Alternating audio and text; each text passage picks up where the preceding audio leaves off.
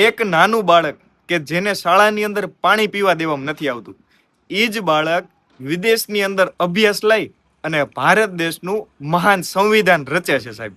તો વાત કરવાની છે ડૉક્ટર બાબા સાહેબ આંબેડકરની, કે જેમનું જીવન છે એ નાનપણથી જ અતિ સંઘર્ષ ભરેલું હતું.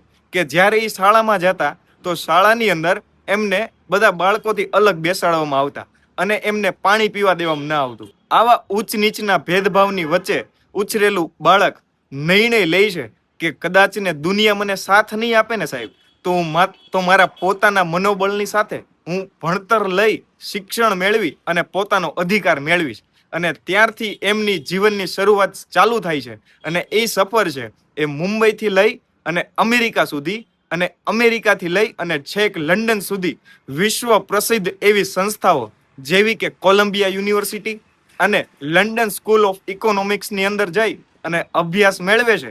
અને આવા અભ્યાસ ઉચ્ચતર અભ્યાસ લઈ અને વિશ્વની અંદર પ્રથમ એવો વ્યક્તિ કે જેની પાસે 32 ડિગ્રીઓ મળે છે સાહેબ, આવો વ્યક્તિ ફરીવારથી ભારત દેશ આવે છે અને ભારત દેશમાં આવી અને કહે છે કે હવે આપણી સમાજને સુધારવાનો અને મારા પોતાના અધિકાર સામે લડવાનો મને પાક્કો સમય આવી ગયો છે. અને ત્યારબાદ ભારત દેશની અંદર એવું વિશ્વ પ્રસિદ્ધ અને ખૂબ મોટું એવું સંવિધાનની રચના કરે છે.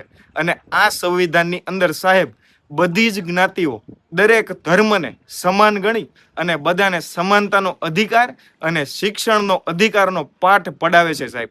આવા વ્યક્તિ જે આપણા દેશ એટલે કે ભારત દેશની અંદર જો આવો મહાન વ્યક્તિ જન્મ હોય ને સાહેબ, તો આપણા માટે આનાથી મોટી ગર્વની બાબત બીજી કોઈ ન હોઈ શકે સાહેબ.